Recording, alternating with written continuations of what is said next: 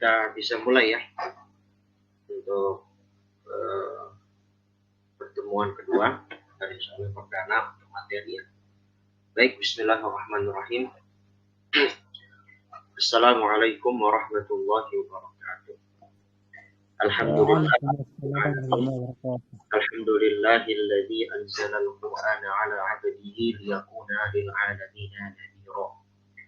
Wassalatu wassalamu ala rasulillahi mubasysyiran wa nadhira. Salatan wa salaman alaihi wa ala alihi wa sahbihi wa man tabi'ahum bi ihsanin ila yaumiddin. Allahumma salli wa sallim ala nabiyyina wa sayyidina wa qurrati a'yunina Muhammadin wa ala alihi wa sahbihi wa man tabi'ahum bi ihsanin ila yaumiddin. Amma ba'd. Allahumma anfa'na bima 'allamtana wa 'allimna bima yanfa'una wa zidna 'ilman ya rabbal alamin. Rabbana zidna 'ilman warzuqna fahma. Allahumma arhamna bil Qur'an waj'alhu lana imaman wa hudan wa rahmah. Allahumma la sahla illa ma ja'altahu sahla wa anta taj'alul hazna idza syi'ta sahla fasahhil 'alaina fi kulli umurina wa waffiqna fihi bi rahmatika ya arhamar rahimin. Baik, panitia dan juga para peserta kelas tajwid angkatan pertama School of Quran Wisura Production rahimani wa rahimakumullah. Insyaallah kita akan memulai pertemuan perdana terkait materi kita seputar tajwid. Tetapi sebagaimana yang saya sudah singgung pada hari kemarin, sebelum kita masuk ke matan Tuhfatul Atfal, maka kita akan membahas terkait muqaddimah ilmu tajwid yang akan disadur dari pembahasan mabadi asyrah, 10 pokok ilmu yang ada pada ilmu tajwid. Hakikatnya setiap ilmu itu mempunyai pokok-pokoknya tersendiri. Ya, jadi kalau kita ingin mempelajari suatu ilmu, maka harus kita mengetahui ilmu ini namanya apa, siapa peletaknya, bagaimana sejarahnya, bagaimana dasar pengambilannya, dan bagaimana hukum di dalam mempelajarinya. Nah, dengan kita mengetahui ini, maka nanti akan mudah kita ke depannya memahami ilmu ini dengan benar dan juga dengan panduan yang atau prosedur yang tepat, gitu ya. Jangan sampai kita mempelajari suatu ilmu kita tidak tahu tokoh-tokohnya, kita tidak tahu sejarahnya, kita tidak tahu namanya, dan kita juga bahkan tidak tahu hukumnya, sehingga nanti terkadang kita tidak sesuai ya di dalam mempelajarinya dengan prosedur yang telah ditetapkan para ulama yang berkecimpung di dalam ilmu tersebut. Baik, insya Allah akan saya share screen ya materi kali ini. Insya Allah ini nanti ya akan di-share. Tapi sebagaimana saya sampaikan, harap para peserta itu mencatat dulu ya. Jadi sebelum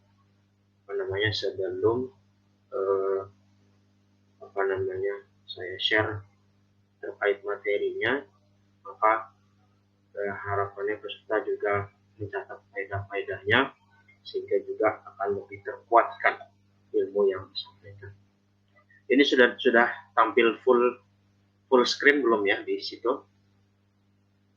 Sudah, Ustaz. Sudah ya? Sudah gerak ya? Slide-nya sudah gerak ya? Sudah. Ustaz. Oke ya, baik.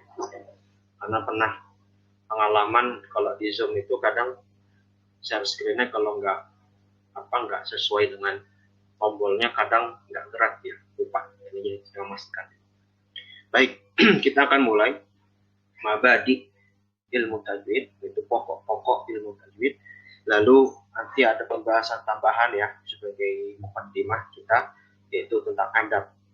Bagaimana adab umum kita di dalam berinteraksi dengan Al-Quran, dan lalu juga nanti kita akan menyinggung tentang lahan. Lahan ini nanti maksudnya adalah kesalahan. Ya, kesalahan di dalam membaca Al-Quran. Baik, pertama mabadi al-asyrah. Mabadi itu asal katanya adalah dari kata mabda. Ya, mabda itu artinya dasar atau pokok. Mabda tempat dasar atau tempat pokok. Al-asyrah al-asyrah itu adalah 10. Ya, jadi mabadi al-asyrah, pokok-pokok atau dasar-dasar yang 10. Oke. Ini disampaikan ya oleh Imam Muhammad bin Ali As-Sabban Al-Misri rahimahullahu taala, tepatnya di dalam kitab Hasyiah As-Sabban Syarah Alfiyah Ibnu Malik.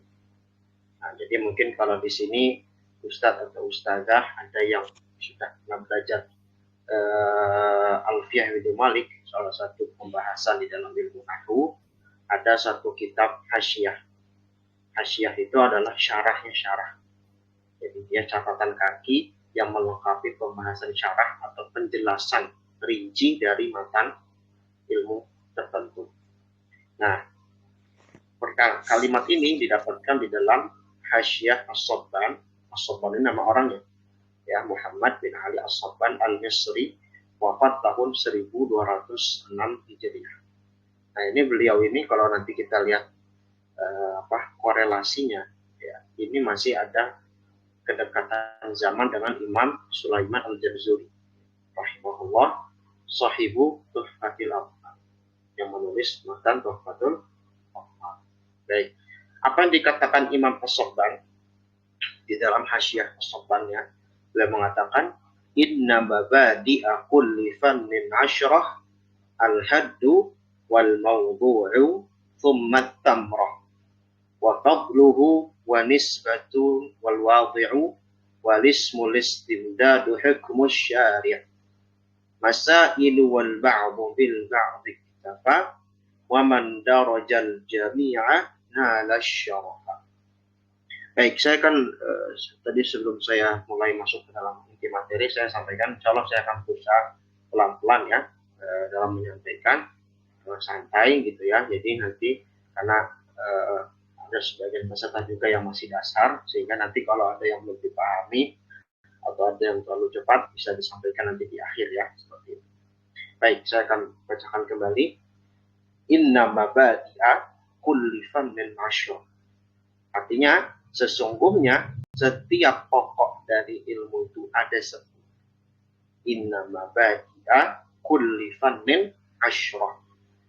Sesungguhnya pokok-pokok di dalam ilmu itu ada 10 bagian. Apa yang pertama? Al-haddu. Pertama al-haddu. Apa al-haddu? Artinya definisi. Definisi ini nanti bisa ditinjau dari 2 aspek. Dari aspek etimologi, yaitu aspek bahasa, dan juga aspek terminologi, aspek istilah. Gitu ya. Jadi nanti kita mesti tahu nih ilmu tajwid. Apa itu tajwid? Apa pengertian tajwid secara bahasa dan secara istilah.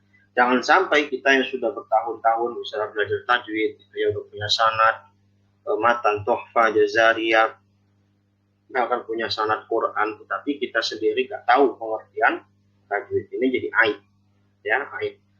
Begitu pula kita mempelajari ilmu-ilmu lain, nggak tahu definisi, minimal definisi dasarnya saja. Kalau kita nggak tahu, itu suatu aib, ya. Karena dengan definisi itu nanti kita akan terfokuskan pembahasan apa sih yang ada pada ilmu ini.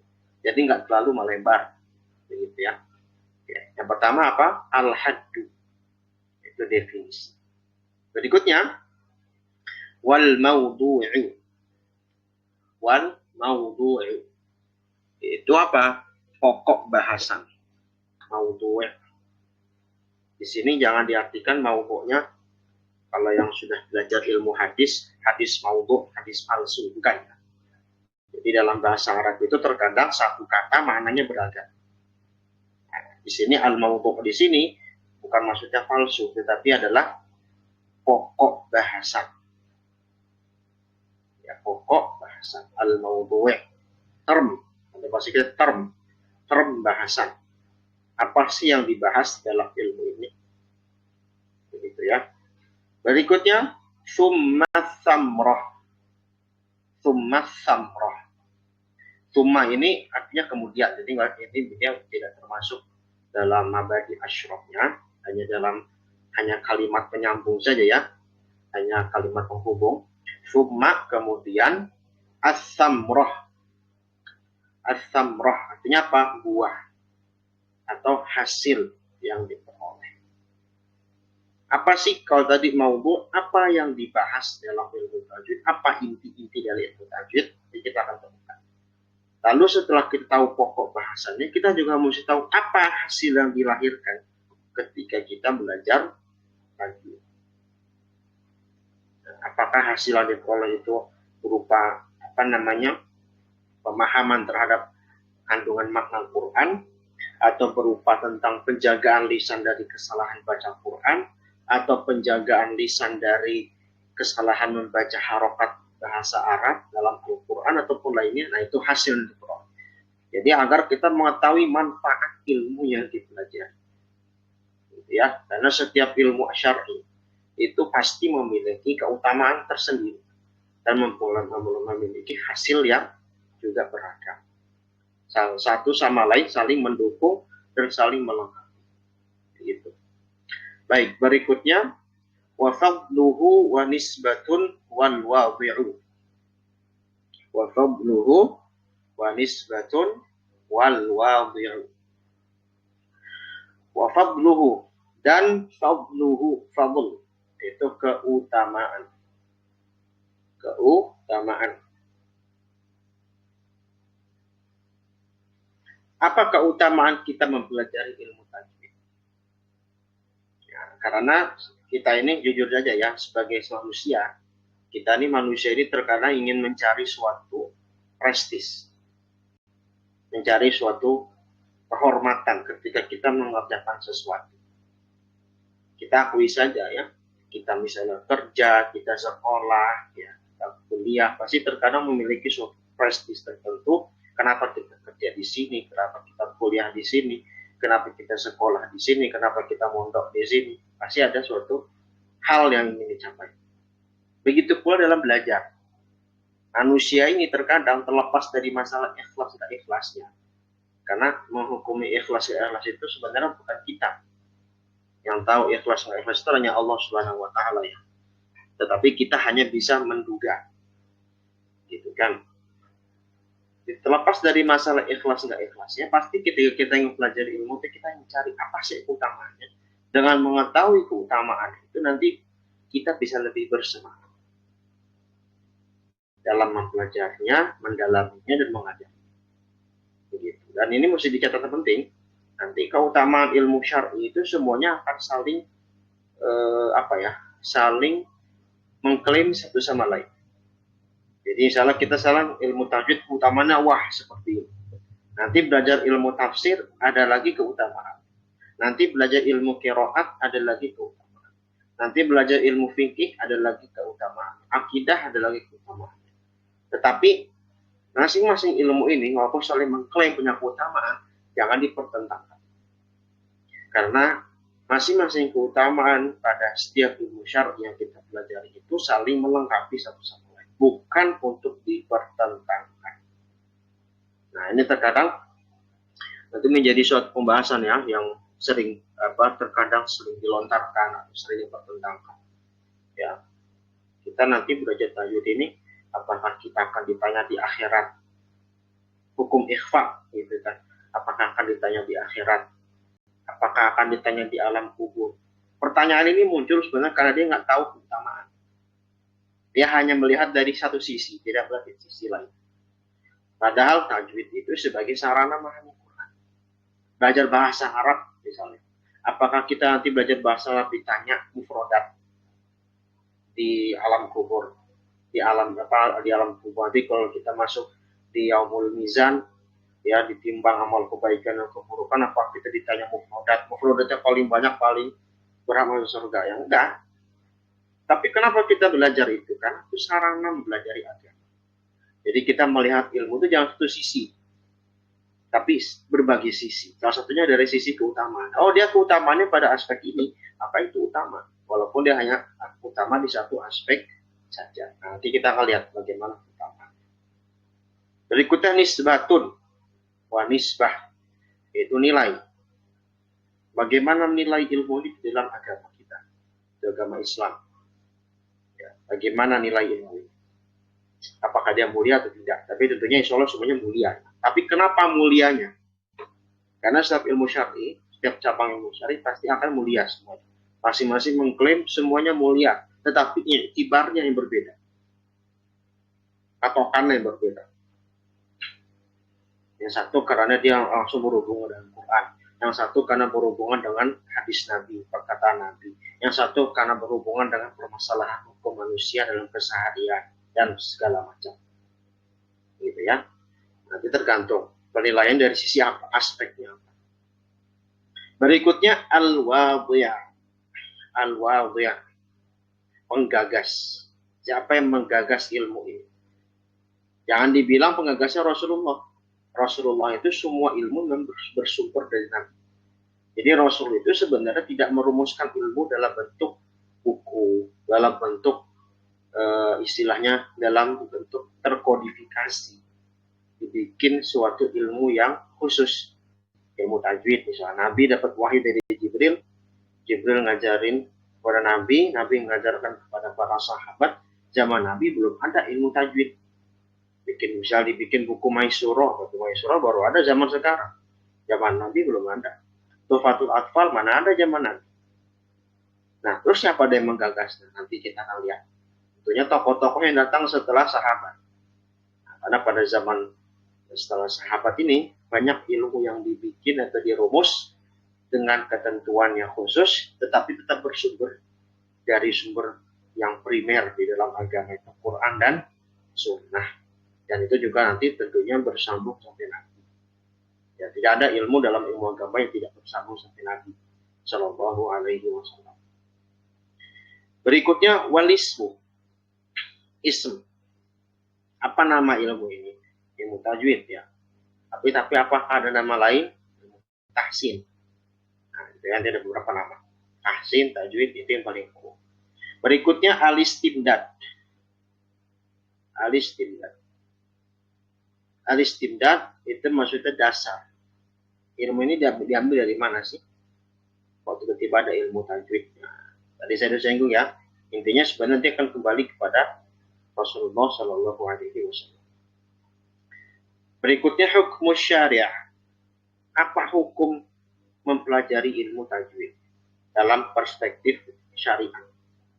Kalau kita melihat hukum syariat berarti apa? Dari sisi hukum taklif ada 5. Wajib, sunnah, makruh, haram, mubah. Di manakah pembelajaran ilmu tajwid ini? Tentunya tidak masuk ke kategori haram. Ya, tentunya tidak masuk kategori makruh. Tentunya juga nanggung kalau masuk mubah. Paling minimal itu 2, wajib ataupun sunnah. Nah, ada perincian. Berikutnya masailu wal ba'u bil ba'di kitafa wa man darul jami'a nalasyafa. Nah, di sini sebenarnya cukup saya masail ya. Karena yang kalimat berikutnya dalam bait itu hanya menerangkan tentang satu sama lain itu saling mencukupi. Ya, dan barang siapa yang kita mendapati pemahaman 10 poin ini, maka kita akan mulia dengan ilmu tersebut. Masail substansi, hampir mirip sama dengan maudhu ya. Tapi kalau maudhu itu secara umum, kalau substansinya lebih khusus. Ya, lebih rinci. Ya, ibaratnya kalau misal dalam penulisan, dalam buku misalnya, dalam artikel, maudhu itu judul bahasannya, masail itu isi bahasanya, paragrafnya. Nah, itu kira-kira hampir sama. Jadi apa sih tema yang dibahas dalam ilmu tajwid? Baik, nah kita akan bedah satu persatu. Ya, pertama, apa itu tajwid? Secara bahasa al-had. Lugatan maknanya tahsin wa tazyin. Ya, itu memperindah dan memperbagus. Karena asal katanya jawwada yujawwidu itu tajwidan atau hasana yuhassinu tahsinan, zayyana yuzayyinu tazyinan. Tapi jarang dinamakan tazyin karena tazyin itu lebih umum, tidak hanya pada qiraah. Sementara kalau tahsin tajwid itu lebih khusus pada qiraah, itu bacaan Quran. Begitu. Baik. Cara istilah apa? Mengeluarkan huruf sesuai makhrajnya dan menunaikan hak dan mustahak. Nah, bahasa Arabnya ikhraju kulli harfin min makhrajihi ma'a i'ta'ihi haqqahu wa mustahaq. Tapi ini nggak wajib ya, karena ini dalam rangka memudahkan, silakan dalam bahasa Indonesia juga cukup. Tapi kalau bahasa Arabnya tadi saya sampaikan ikhraju kulli harfin min makhrajihi ma'a i'ta'ihi haqqahu wa mustahaqqahu. Jadi persis ya antara bahasa Indonesia dan bahasa Arab, persis tinggal beda sebagian redaksi, sebagian kalimatnya. Apa pengertian tajwid itu secara istilah? Ya, ini kita akan jadikan patokan utama ya dalam mendefinisikan tadi. Apa itu?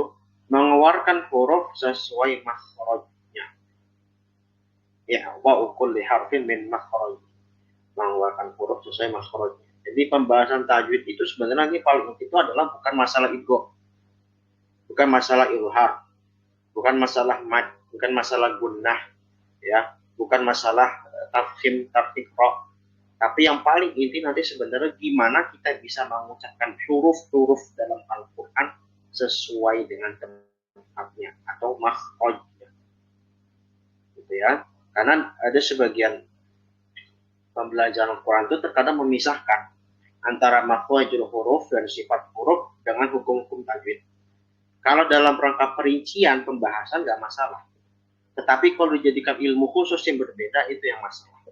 Jadi misalnya kalau kita belajar tajwid, berarti kita belajarnya mad, izhar, idgham, hukum nun sakinah, mim sakinah, terus tafkhim, tarqiq ra, dan seterusnya.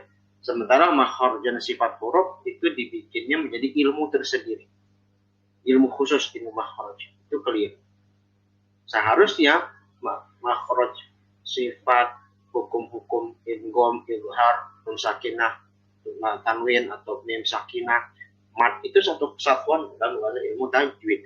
Karena semua pembahasan itu tujuannya untuk memperindah, memperbagus bacaan kita dalam membaca Al-Quran. Gitu ya. Jadi tidak bisa dipisahkan. Tetapi dalam pembahasan rinci, nah itu baru bisa dipisah.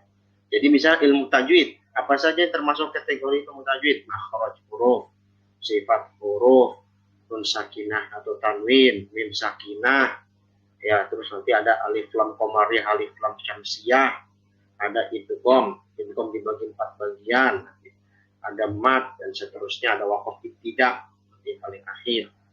Nah, kalau dipisah dalam rangka pembahasan inti maka tidak mengapa. Ya, dalam rangka pembahasan cabang ya itu nggak apa-apa. Gitu ya. Jadi bukan berarti yang nggak boleh itu kalau dipisah menjadi ilmu tersendiri. Karena karena hakikatnya tadi pembahasan tadi makhraj, sifat dan seterusnya itu adalah masuk kategori ilmu tajwid. Nah, tapi tidak cukup sampai situ dengan menunaikan hak dan mustahak. Nah, ini ada berbagai macam berbagai macam pendapat ya tentang masalah hak itu hak dan hak itu mustahak. Tapi yang saya pahami adalah begini, hak itu adalah bagaimana status huruf diterapkan. Bagaimana status huruf itu diterapkan di dalam bacaan, baik itu secara tersendiri ataupun ketika digabung dengan kata-kata lain atau huruf yang lain. Contoh misalnya huruf ain. Huruf ain itu nanti dia makhrajnya misal di tengah tenggorokan.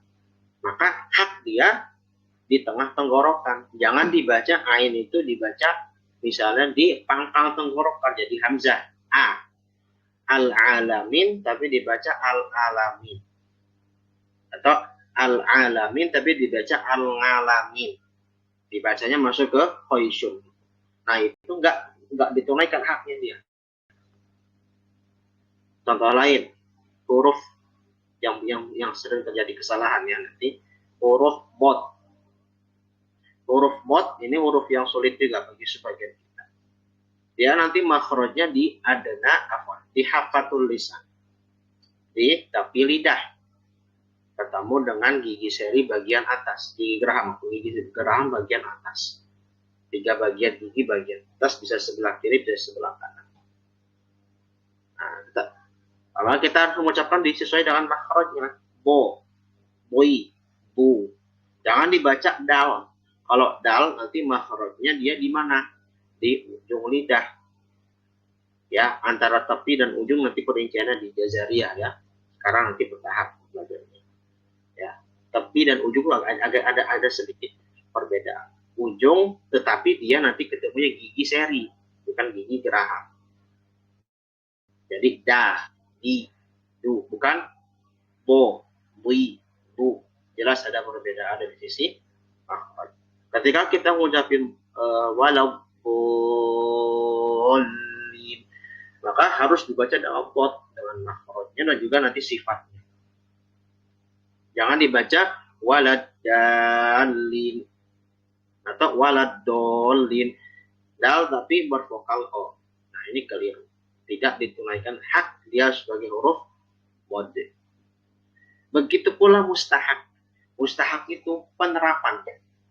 Jadi kalau hak itu tadi apa? Adalah status hurufnya itu. Ya, bagaimana keadaan huruf itu dia berada di mana makhrajnya? Mustahak itu diterapkan dengan benar. Yang dia misalnya huruf itu tebal, misalnya huruf wad, dia punya sifat tebal, maka dia harus dibaca dengan tebal, jangan dibaca dengan tipis. Walau balim itu jadi tidak benar. Huruf ro berharokat fathah harus dibaca tafkhim dalam kaidah hukum ro nanti. Tapi jangan kalau dibaca dengan ra, maka dia tidak disesuaikan dengan mustahaknya. Contohnya ada alhamdulillahi rabbil alamin, dibaca alhamdulillahi rabbil alamin. Ini tidak menerapkan mustahak huruf ro. Karena ro punya sifat tafkhim, tapi nggak dibaca tafkhim pada kondisi tertentu. Bisa nggak ro dibaca tarkib? Bisa. Gimana keadaannya? Kalau dia dalam keadaan kasroh atau sebelumnya sukun, sebelumnya kasroh, bisa dibaca tartib. Contoh, misalnya wal asri innal insana. Kalau kita wasal dari wal asri innal insana, maka roknya dibaca tartib, jangan dibaca fa, jangan dibaca tafkhim. Wal asri innal insan. Atau misalnya sebelum rok, sebelumnya sukun, sebelumnya fathah, atau sebelumnya kasroh. Contohnya ada kalimat, ada kata qadir atau khair, ya, maka di situ harus terapkan tartib. Nah, gitu ya. Jadi mustahak itu penerapan hukum yang ada di dalam huruf ataupun nanti pada hukum-hukum tajwid yang terjadi karena pertemuan antar huruf. Nah, gitu ya. Jadi simpelnya gini, hak itu makhraj sifat, dan hukum-hukum tajwid yang turunan dalam masalah idgham, izhar, itlaq, ikhfa syafawi, itu nanti ada juga misalnya alif lam qamari, alif lam syamsi, yang mana mesti baca qamari, mana syamsi, lalu waqaf tidak termasuk nanti ya. Terus juga mad, mana yang mesti dibaca 4 harokat, 6 harokat, 2 harokat. Mustahak diterapkannya. Penerapannya itu gimana? Kalau hurufnya tebal, baca tebal. Kalau tipis. Makhrajnya di tengah lidah, di tengah lidah. Makhrajnya di ujung lidah, di ujung lidah. Makhrajnya di tengah tenggorokan, tengah tenggorokan. Nah, gitu ya. Jadi saya harap bisa dipahami masalah ini. Oke, berikutnya pokok bahasa. Al-mawdu'i. Apa itu yang dibahas secara umum? Setiap kata-kata di dalam Al-Quran dengan kaidah-kaidah tertentu berdasarkan wahyu yang sampai kepada Rasulullah Sallallahu Alaihi Wasallam. Jadi intinya kalau kita belajar tajwid itu nanti hanya ada pada Quran, gitu ya. Kata-kata yang betul-betul dalam bahasa Arab itu tidak semuanya Quran, tidak semuanya Al-Quran. Kita baca misalnya majalah bahasa Arab atau baca kitab deh, baca kitab nanti bisa di Tuhfatul Atfal. Itu kan dia bukan Quran tapi bahasa Arab. Apakah harus ditajwidkan? Tidak. Karena dia bukan Al-Quran. Karena dia bukan Al-Quran. Yang menjadi inti dalam ilmu tajwid itu adalah kata-kata bahasa Arab di dalam Al-Quran. Ada nggak di dalam Al-Quran yang bukan bahasa Arab? Ada. Contohnya nama-nama nabi. Karena nabi-nabi itu yang orang Arab hanya 4 orang. Yang hanya 4 orang. Pertama Nabi Hud alaihissalam. Yang kedua Nabi Saleh alaihissalam. Yang ketiga Nabi Syuaib alaihissalam. Dan terakhir Nabi Yunus Muhammad SAW. Selainnya itu bukan orang Arab. Itu orang Ibrani. Nabi Ibrahim, ya, Nabi Yakub, Ishak, Yusuf, Sulaiman, Daud, Musa. Itu mereka asli bukan orang Arab.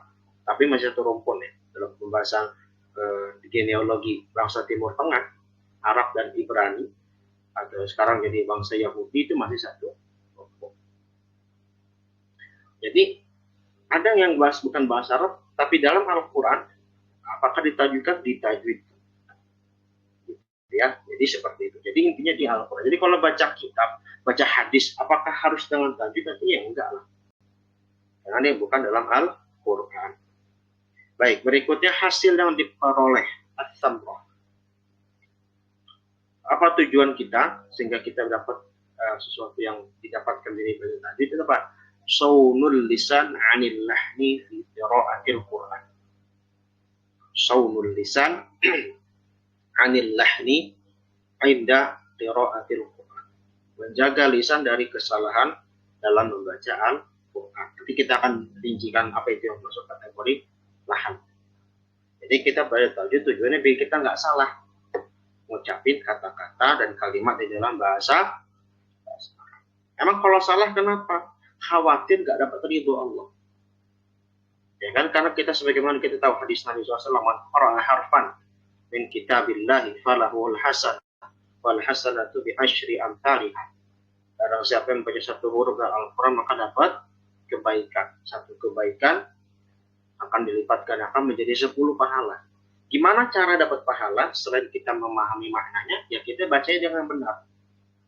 Dan ini salah satu bentuk penjagaan Al-Quran. Saya sering sekali menyinggung salah satu tafsir atau pemahaman kita terhadap Al-Hijr ayat 9. Ya, Al-Hijr ayat 9. Allah berfirman, "Inna nahnu nazzalna dzikra wa inna lahu lahafidz." Sesungguhnya kita yang menurunkan Az-Zikr, yakni Al-Quran, dan sesungguhnya juga kami yang menjaga. Penjagaan Al-Quran itu 3 aspek. Pertama, penjagaan dari sisi bacaan. Dan ini dilakukan oleh para ulama tajwid dan ulama qiraat. Bagaimana bacaan Quran kita yang sampai sekarang yang sudah berusia 1400 tahun semenjak Nabi SAW itu terjaga. Bacaannya, huruf-hurufnya tidak ada penyelewengan huruf atau kata atau kalimat. Walaupun ada, maka itu akan mudah ketahuan. Berbeda dengan kitab suci umat lain. Kita lihat Injil, Taurat, kalimatnya saja sudah banyak yang terdistorsi, sudah banyak berubah karena tidak dijaga oleh para ulama-ulama mereka. Kita untuk jangankan masalah makna, kita dari segi bacaan saja sudah dicontohkan, sudah dijaga. Diriwayatkan secara mutawatir.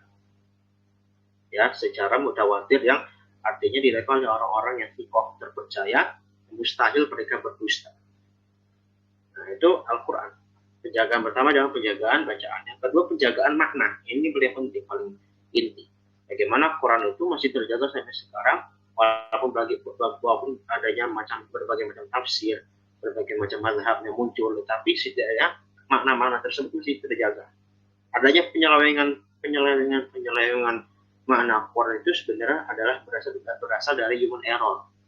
Kesalahan orang itu sendiri, bukan kesalahan Quran itu sendiri. Karena dibuktikan dengan banyak juga orang yang menjaga perbaikan makna tersebut yang diselewengkan. Yang terakhir, penjagaan tulisan. Ya, jadi hifdzul qiraat, hifdzul makna, dan hifdzul kitabah. Penjagaan tulisan. Yaitu nanti dilakukan oleh ulama-ulama ahli rasam dan pokok. Kalau yang tadi makna ulama mufassirin, ahli tafsir. Kalau yang tulisan ulama ahli rosem dan wabat. Bagaimana penulisan dalam Al-Quran sampai sekarang ini bisa dibaca. Karena pada zaman Nabi yang tertulis itu Quran itu tidak ada harokat, tidak ada titik, tidak ada tanda wakaf. Adanya itu adalah berdasarkan ijtihad dari para ulama. Jadi kita baca tajwid itu tujuannya terhadap ridho Allah di dunia maupun di akhirat. Apa salah satunya? Biar kita baca Quran dengan benar, sebagaimana yang Nabi dapatkan dari malaikat Jibril alaihissalam. Oke. Berikutnya fadl, keutamaan. Apa keutamaan kita belajar ilmu tajwid? Adalah ilmu yang paling mulia karena berhubungan dengan Quran. Kaidahnya, kullu ma yata'allaqu bil Quran fahuwa a'la wa afdal. Segala sesuatu yang berhubungan dengan Quran secara langsung, maka itu adalah yang paling mulia dan juga yang paling tinggi. Paling utama dan paling tinggi. Contohnya misalnya bulan Ramadan. Karena bulan Ramadan dikatakan bulan yang paling baik karena di situ diturunkan Al-Quran. Kenapa malaikat Jibril dikatakan sebagai malaikat yang paling mulia, bahkan dikatakan sayyidul malaikat, paling para malaikat, karena dia malaikat pembawa wahyu. Pembawa wahyu satunya adalah Al-Quran. Segala sesuatu yang langsung berhubungan dengan Quran pasti akan lebih mulia dan lebih tinggi. Itulah ilmu. Kita belajar tajwid karena kita langsung mempelajari Quran, langsung berinteraksi dengan kata-kata Quran, maka itu adalah ilmu yang paling. Tapi ini statement ini sifatnya relatif, tidak absolut. Karena nanti masing-masing ilmu pasti akan mengatakan dia paling mulia. Ilmu tafsir nanti dia bilang paling mulia. Kenapa? Sama-sama berhubungan dengan kalamullah. Ya, karena dia langsung juga berinteraksi dengan makna Quran. Ilmu rosem bobot juga sama. Ilmu qiraat juga sama, akan mengatakan seperti itu. Itu masih dalam lingkup ilmu Quran. Nanti masuk ke hadis, karena ilmu juga paling mulia. Kenapa? Karena berhubungan dengan perkataan sebaik-baik manusia itu siapa? Nabi Muhammad SAW. Ilmu fikih paling mulia. Kenapa? Karena langsung berhubungan untuk aspek kehidupan manusia, inti ajaran agama. Akidah, apalagi sebagai prinsip keyakinan seorang muslim. Masing-masing akan mengklaim mulia. Katanya seperti saya bilang, itu tidak salah, saling melengkapi satu sama lain dan tidak perlu dipertentangkan, gitu ya. Karena yang berbeda adalah tinjauannya apa. Tetapi kalau bisa dikatakan mana yang paling mulia, tentunya langsung berhubungan dengan Al-Quran. Salah satu tajwid, karena tajwid itu dia langsung berhubungan dengan kata-kata di dalam Al-Quran. Baik, berikutnya nilai. Bagaimana nilai ilmu ini? Ya, nilainya adalah dia memiliki kedudukan tinggi karena langsung berkaitan dengan Al-Quran. Tadi sudah disinggung ya. Berikutnya, nah ini penggagas. Ini mungkin agak sedikit menyampaikan sejarah. Ya. Jadi kalau kita lihat sejarah ilmu tajwid ini secara ilmu yang sudah ditetapkan dalam bentuk buku, dalam bentuk buku misalnya, atau dalam bentuk rumusan yang sampai kepada kita sekarang itu bukan dari Nabi secara langsung. Tetapi prakteknya sudah dari Nabi. Kenapa? Karena malaikat Jibril menyampaikan wahyu kepada Rasulullah Shallallahu Alaihi Wasallam. Tentunya secara amalan sudah ada, tetapi secara teori, ya teori misalnya ada hukum idgham, ada hukum ilhar, ada hukum iqlab, ada misalnya pembahasan makhraj, nanti makhraj dibagi ada 17 makhraj, ya, itu kan rumusan dari ulama yang jauh datang setelah Nabi. Gitu. Nah, siapa tokoh-tokohnya? Ya, misalnya kalau kita mau urut, ya urut yang kita mau urut pertama sebenarnya yang berusaha merumuskan itu adalah dari Abul Aswad Ad-Du'ali. Abul Aswad Ad-Du'ali atau Ad-Du'ali. Tokoh ini biasanya juga disampaikan di ilmu nahwu ya, ilmu gramatika bahasa Arab. Karena beliau inilah yang merumuskan bagaimana cara pengucapan bahasa Arab dengan benar. Tokoh ini sangat perhatian sekali dengan bahasa Arab. Asalnya gitu ya. Jadi Abul Aswad Ad-Du'ali ini orang yang sebenarnya sangat perhatian dengan bahasa Arab. Karena Abul Aswad Ad-Du'ali ini hidup di zaman Khalifah Amirul Mukminin Ali bin Abi Thalib radhiyallahu anhu. Beliau hidup pada zaman beliau pada zaman itu Islam sudah menyebar ke berbagai penjuru dunia kan. Tidak hanya di Jazirah Arab, sudah sampai ke daerah Asia Tengah. Ya, daerah yang sekarang masuk daerah-daerah yang bernama stan-stan Uzbekistan, Afghanistan, Pakistan sudah masuk, ya, bahkan sudah sampai masuk ke sebagian pinggiran Turki, ya, sudah masuk kepada sebagian daerah datar Eropa Barat. Sudah luas daerah Islam itu. Nah, karena saking luasnya mereka lihat kok bahasa ketika disampaikan Quran apalagi dalam bahasa Arab itu kok banyak perubahan atau banyak terkontaminasi bahasa Arab menjadi bahasa yang tidak terjaga keasliannya. Makanya Dual ini terkenal pertama dia sebagai tokoh Nahu yang merumuskan ilmu Nahu, agar dengan ada ilmu Nahu itu orang berbicara bahasa Arab apalagi yang berhubungan dengan Quran itu bisa terjaga. Nah, dari situ juga dikatakan oleh para ulama Ad-Dual inilah dengan merumuskan ilmu Nahu sekaligus merumuskan ilmu tajwid.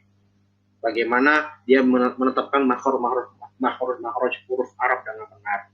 Bagaimana beliau menetapkan cara baca Quran dengan benar. Nah, jadi perasaan Ad-Dual ini masuk kategori tabi'in ya.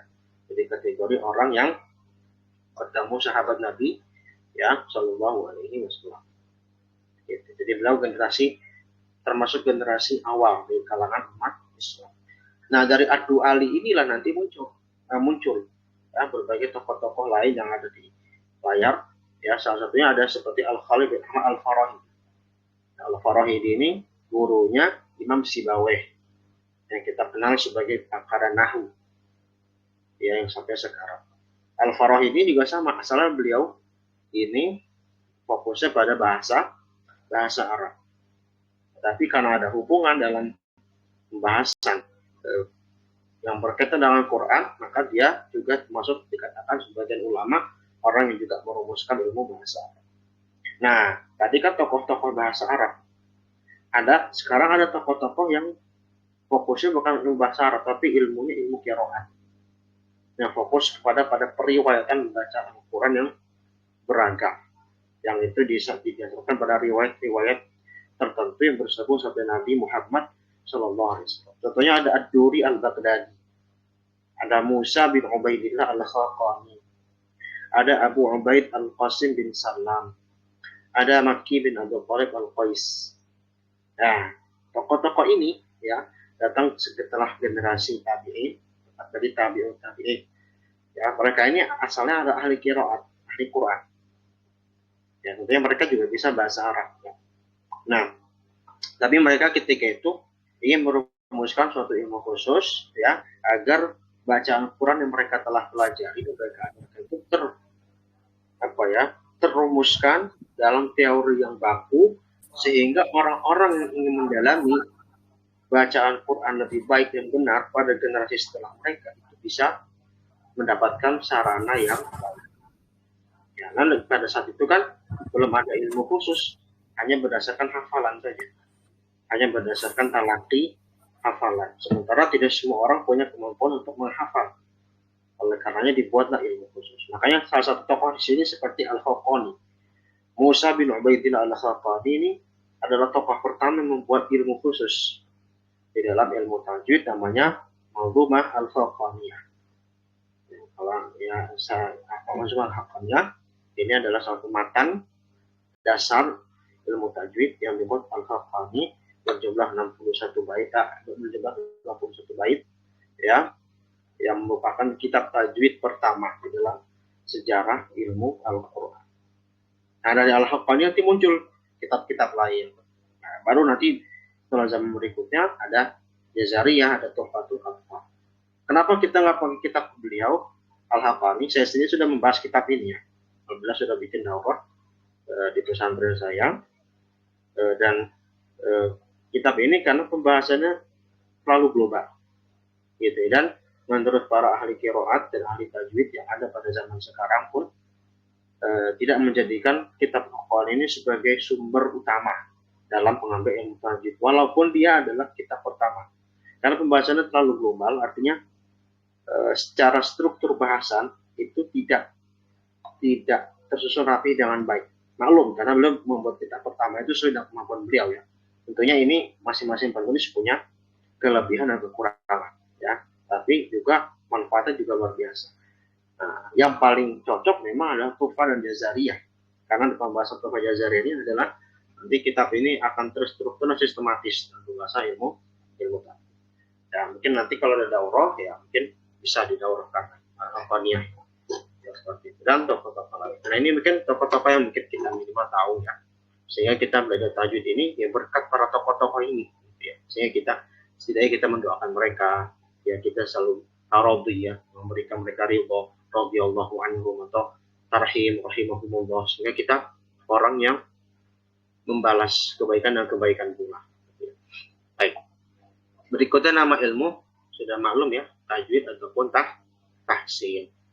Dari dua kata yang kita singgung di awal definisi.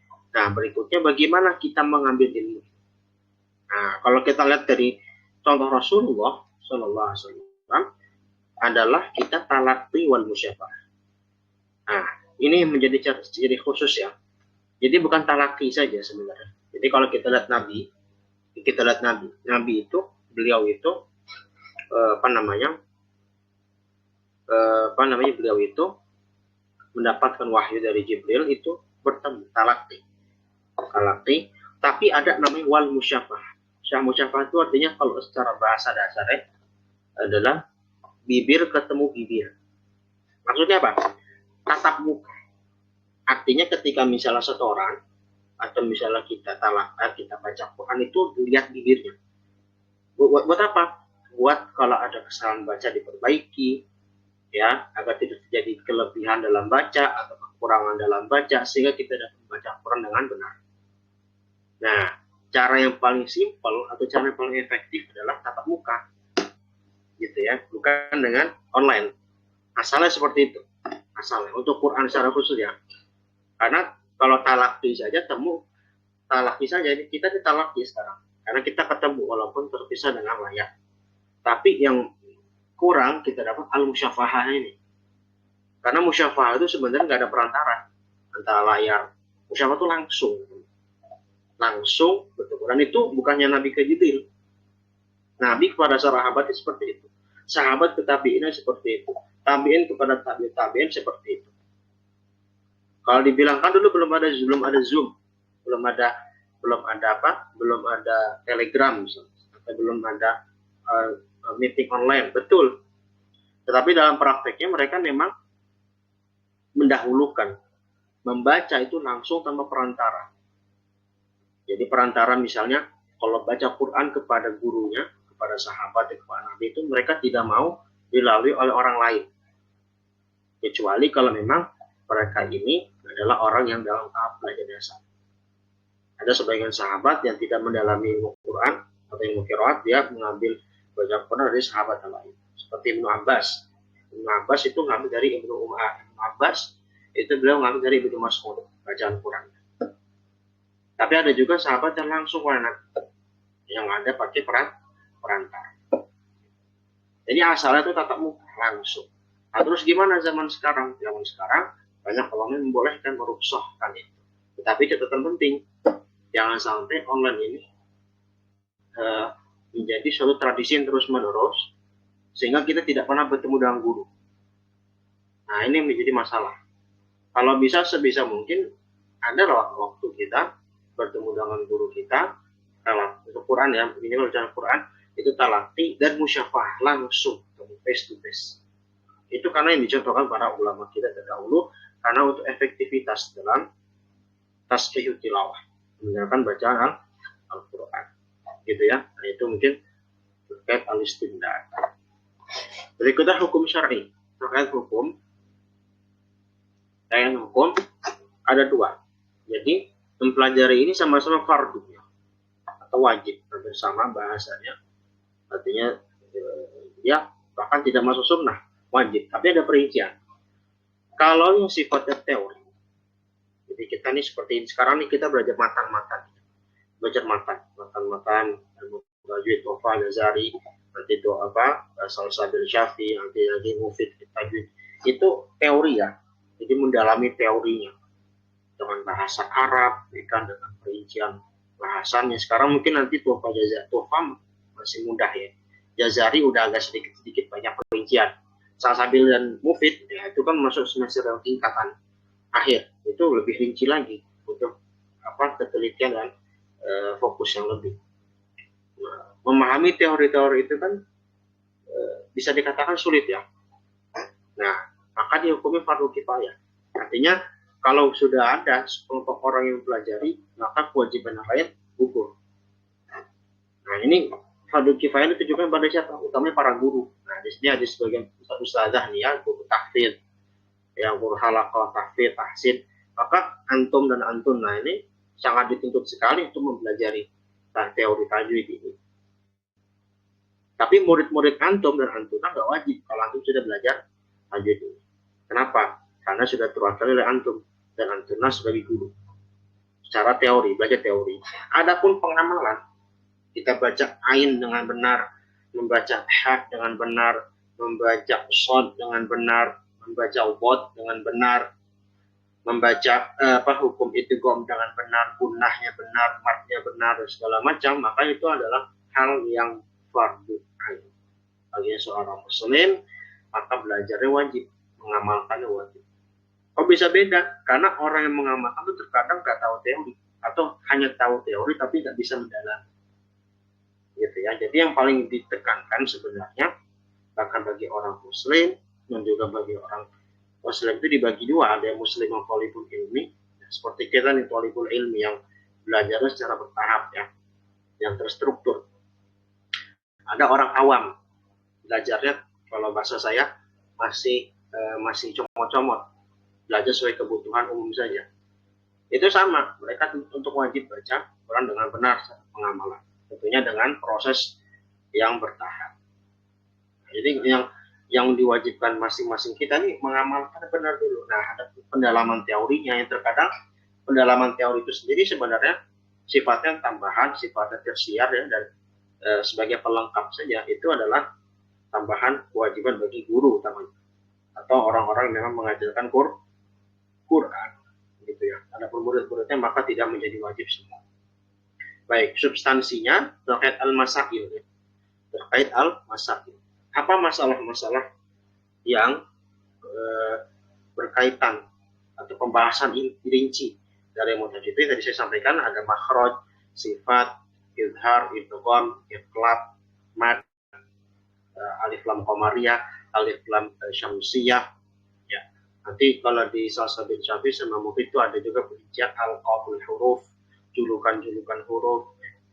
Nah, itu begitu pula nanti ada itmamul harokat di Mufid itu ya. Kesempurnaan dalam mengucapkan harokat. Nah, itu adalah perincian inti bahasa dari ilmu. Baik. Nah, tinggal sisa menit lagi ya. Baik. Ini bisa dipercepat. Nah, ini mungkin yang paling penting juga kita sampaikan, adab. Tentunya ini nggak mencukupi ya. Jadi saya secara umum saja. Ada beberapa pembahasan rinci terkait adab-adab dalam baca Quran. Sebagai pelengkap kita nih ya, sebelum kita belajar tajwid yang mungkin akan sering berinteraksi dengan Quran, kita minimal tahu yang paling inti dan paling dasar. Contohnya apa? Niat. Ya. Uruskan niat kita semua. Antum-antumnya ikut program ini niatnya apa? Jangan sampai hanya untuk mencari kehormatan di mata manusia saja. Ya, biar bisa disebut nanti punya sanad, bisa disebut nanti sebagai program peserta program ini yang bisa mendapatkan lisensi atau sertifikat. Ya, jadi takutnya nggak ikhlas nanti. Saya nggak menjudge nggak ikhlas, tapi khawatir nggak ikhlas. Niatnya harus satu karena Allah. Karena saya ingin memperbaiki bacaan Quran itu dulu. Nanti kalau dari sini dapat sanad, bisa ngajar Quran, itu adalah nilai plus yang Allah kasih kalau kita ikhlas. Berapa banyak orang yang belajar Quran, belajar tajwid, belajar tahfidz, ngafal Quran, kalau niat awalnya nggak ikhlas, dia susah meningkatkan progres dia dalam belajar. Nah, semoga Allah akan dengan kita yang ikhlas. Teruskan dari sekarang terus. Tentunya bukannya di awal ini ya, samping belajar, setiap mau belajar tuh selalu diteruskan niatnya untuk karena Allah. Nah, berikutnya juga paling penting dalam keadaan suci ya. Kalau laki-laki ini dibedakan ya. Jadi kalau dari sisi pembahasan fikih, bedakan Quran dan mushaf. Quran itu tuh bacaan Quran. bacaan Quran kita, ya bacaan Quran itu kan cara bahasa bacaan yang nggak terikat dengan buku atau misalnya dengan pelepah kurma pada zaman dulu atau misalnya sampul, yaitu bacaan Quran saja, itu Quran. Tapi ada juga mushaf. Kalau mushaf itu sekarang kita sudah pegang sekarang. Mushaf itu adalah buku yang disusun khusus untuk khusus untuk menghimpun bacaan kalam ilahi, itu Quran. Kalau kita baca Quran secara umum, laki-laki atau perempuan, maka tidak mengapa kita baca tanpa taharah. Kalau kita ketika penting, kalau misalnya kita dalam keadaan hadas kecil, mohon maaf, misalnya habis kencing, habis mau air besar, laki perempuan, baca Quran tanpa pegang mushaf, ya, maka itu boleh-boleh saja, boleh-boleh saja. Tapi lebih afdol kita wudhu untuk menghormati Al-Quran, tapi tidak ada tuntutan kewajiban. Berbeda kalau hadas besar, baik laki ataupun perempuan, laki atau perempuan, maka di situ ada tuntutan. Ya, ini untuk Quran dulu ya, baca Qurannya saja nih, belum pegang mushaf, beda lagi kan hukumnya. Kalau hadas besar, laki perempuan, misalnya laki junub, perempuan ibu-ibu misalnya haid, ya kan, habis haid, ya, atau misalnya nifas, ya, ataupun juga ya haid dan nifas saja ya, haid dan nifas yang paling pendapat jumhur. Nah, itu gimana? Harus mensucikan dengan apa? Dengan mandi. Kalau laki-laki itu mandi. Kalau perempuan haid dan nifas, maka harus menunggu waktu sampai suci dari haid dan nifas tersebut. Ya. Kalau laki-laki cukup dengan apa? Dengan mandi. Nah, kalau mushaf itu tadi itu hanya terkait masalah kalau misalnya hadas besar pengen baca Quran, Anda sebagai catatan penting tidak pegang mushaf.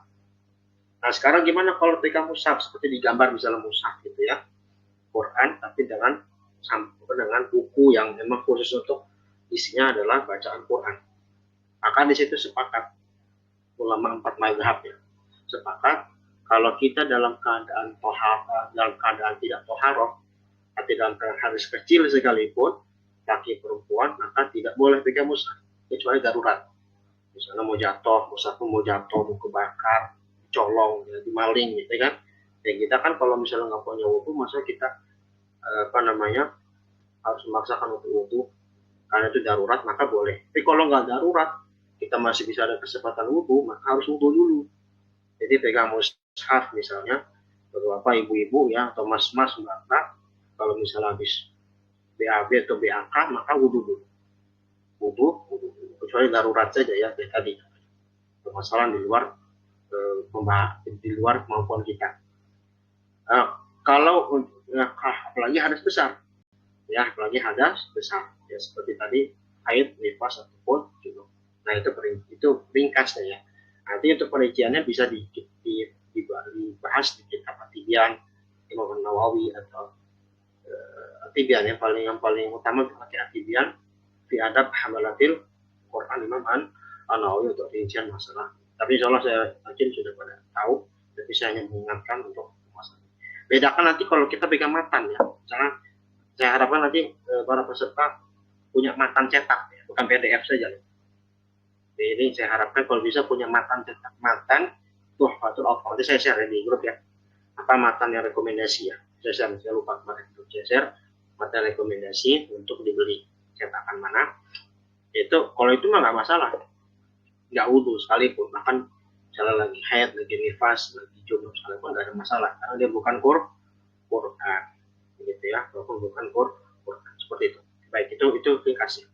Lalu berikutnya membersihkan tempat dan pakaian. Nah, sebisa mungkin ya baca Quran, bersihkan pakaian kita ya, jangan kotor, jangan cuma baik kalau misalnya kita walaupun kita online, meeting online, sebisa mungkin laki-laki atau perempuan pakainya rapi, ya, pakaian seperti kita di majelis ilmu, jangan terlalu nyantai, mohon maaf, misalnya laki cuma pakai kaos doang, itu kita kurang ihtiram padahal Quran. Begitu pula kita lagi belajar ilmu Quran, ilmu tajwid misalnya, jangan belajar matan demi ilmu, maka kalau bisa utamakan. Yang perempuan kalau bisa walaupun tidak buka kamera, dia kalau mau menghormati Quran tutup auratnya pakai hijab, ya, sehingga ada rasa ihtiram gitu. Walaupun tidak wajib ya, saya bilang tidak wajib, tapi sebagai adab ya kepada Quran dan ilmunya. Lalu menghadap kiblat ya, kalau memungkinkan, dan juga memperindah suara dan merenungi makna. Baik, terakhir ada tingkatan sama lahan ya. Tingkatan dan lahan ini udah jam 9. Mungkin ini nanti menyusul saja sekalian nanti untuk tema yang matan, masuk ke matan ya. Matan Tuhfatul Atfal. Baik, mungkin sampai sini dulu ya untuk pertemuan hari ini ya. Mohon maaf belum sampai habis banget ya, karena saya berusaha pelan-pelan ya peserta bisa memahami dengan baik.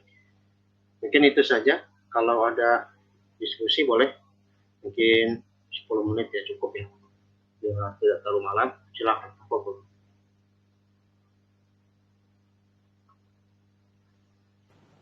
Assalamualaikum warahmatullahi wabarakatuh. Mau bertanya berkaitan dengan ahwat hadas besar, Ustaz. Kalau kita sebagai penghafal Al-Quran itu bagaimana, Ustaz? Ya, baik. Oh iya, ya, gini, saya tadi pengen singgung tapi takutnya kepanjangan, tapi akhirnya bertanya saya bisa singgung ya. Kalau dalam madhab Syafi'i ya, yang ngomong dipakai di negeri kita itu sebenarnya baik itu wanita sedang haid, mustahadah atau nifas, dia penghafal Quran sekalipun tetap nggak boleh baca Quran. Tetapi ada solusi kalau pakai madhab Syafi'i dulu ya.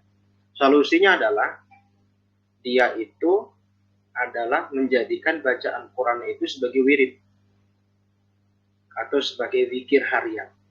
Jadi kalau dia ini penghafal Quran, bacaan Quran dia itu sudah terhitung sebagai zikir harian. Kalau zikir harian, maka itu memang nggak ada tuntutan untuk taharah. Seperti kita mengucapin subhanallah, alhamdulillah, la ilaha illallah, Allahu akbar. Itu kan zikir yang kita sering baca tiap hari ya. Setelah sholat ataupun nggak di sholat sekalipun kita mungkin sering baca takbir, Allahu akbar. Misalnya ada la haula wala quwata illa billah yang memang sudah menjadi kebiasaan. Kalau zikir-zikir seperti itu maka jelas tidak. Nah, solusinya para penghafal Quran secara khusus untuk akhwat ini ya, yang memang ada karunia Allah ya. Bagi sini karunia Allah bagi kaum perempuan adalah diberikan haid, nifas dan segala macamnya, adalah jadikan bacaan Quran itu, para hafizah ya, itu sebagai wirid. Jadi memang udah rutinitas. Kalau sudah bacaan rutinitas, maka dia bisa terangkat hukumnya dari bacaan Quran yang dia baca karena menyengaja. Karena kan yang disepakati itu kalau kita baca Quran dengan menyengaja itu, lagi haid, lagi nifas, lagi junub, menyengaja baca Quran, padahal bacaan itu bukan wiridan dia. Nah gitu ya. Jadi seperti itu. Itu kalau dari madhab Syafi'i. Jadi kalau bisa, ya memang ya mungkin sebelum haid berarti ya direncanakan tuh udah jadikan itu sebagai wiridan. Jadi udah misalnya subuh udah rutin baca 1 juz, tiba-tiba besoknya ya, jadi saya bertanya, saya nggak lihat namanya. Misalnya tadi yang bertanya tiba-tiba 1 juz itu sudah menjadi rutinitas, terserah sholat apa aja, juz berapa aja. Ketika masuk masa haid tiba-tiba ya kan dia asalnya kan nggak boleh baca Quran, tapi karena sudah rutin, sudah jadi zikir tiap pada subuh atau tiap sholat dia baca 1 juz atau baca 1/4 juz atau baca 1 surat, karena udah rutin maka tidak mengapa gitu ya. Tapi itu kan kita baca Quran. Tapi kalau sholat beda ya, kalau sholat yang menjelas nggak boleh, kalau baca Quran boleh begitu. Nah tapi kalau dalam pendapat yang ini yang biasanya dipakai yang ringan ya, dari pendapat Imam Malik gitu. Dan juga Ibnu Taimiyah mengatakan wanita haid itu masih boleh. Ya wanita haid baik yang itu hafizah ataupun yang bukan hafizah. Ya dia boleh. Kenapa? Karena iktibarnya patokannya adalah wanita itu haid itu kan biasanya bisa sampai beberapa hari ya, bisa sampai berminggu-minggu juga. Ya sementara kalau laki-laki junub itu kan dia bisa cepat disucikan dengan mandi. Ada laki-laki yang junub berhari-hari, berminggu-minggu. Kalau ada itu nggak normal kan tentunya ya.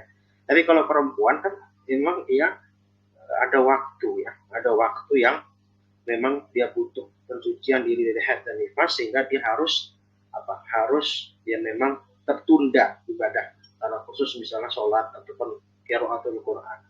Nah, Imam Malik dan Ibnu Taimiyah mengatakan boleh karena dia terkendala waktu, maka dia diperbolehkan untuk membaca Al-Quran. Tapi syaratnya nggak boleh pegang mushaf. Gitu. Kalau pegang mushaf itu semua sepakat nggak boleh. Ya, mushaf itu sepakat mau dia wiridan atau nggak wiridan, jadi udah jadi wirid atau bukan wirid, maka sepakat nggak boleh. Jadi emang solusinya ya kalau bisa hafidhah gitu ya, hafidhah atau minimal hafidhahnya 1 juz, 2 juz, syukur-syukur 30 juz gitu ya. Mungkin sedikit saya sampaikan terkait dengan gimana kalau solusinya zaman sekarang ada HP ya, digital ya, mushaf digital. Nah, itu juga ada perbedaan ya dari kalangan ulama ahli fikih. Dia mengatakan itu termasuk kategori mushaf ketika dibuka. Jadi kalau kita misalnya pakai aplikasi Quran apps ya di HP kita, terserah namanya apa. Kalau dibuka aplikasinya maka dia jadi mushaf. Tapi kalau ditutup kembali, maka dia nggak jadi mushaf. Jadi hukum HP-nya, kalau kita pegang HP, bisa pegang HP, tiba-tiba kita buka aplikasi mushaf, maka dia berbuka menjadi mushaf.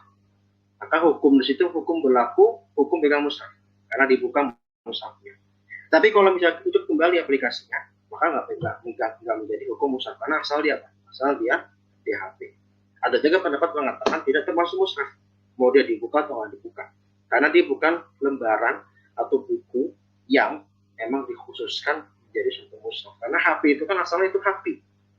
Asal misalnya kita punya HP Android misalnya, terus kita punya aplikasi mushaf. Aplikasi itu kan ngikut, bukan asal dari benda yang kita miliki. Gitu. Nah, kalau saya pribadi contoh, kalau untuk mushaf itu untuk Quran di mana di HP itu bukan mushaf. Jadi boleh dengan itu. Ini pendapat saya yang saya itu. Kalau ada pendapat yang tadi bilang hati-hati ya maka sebaiknya juga jangan. Jadi solusinya buat akhwat memang kalau bisa hafal Quran dan jadikan itu wiridan. Gitu ya, jadi wiridan sehingga bisa terhindar dari khilaf ulama. Begitu ya. Itu tadi yang bertanya. Wallahu a'lam bishawab. Baik, satu lagi ada mungkin dari ikhwan. Kalau nggak ada apa lagi boleh, silakan.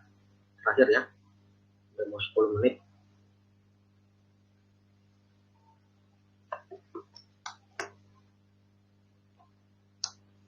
Baik, mungkin tidak ada ya. Baik, kalau tidak ada cukup sudah. Ada? Siapa tadi? Ya, Nick. Ya, siapa ini?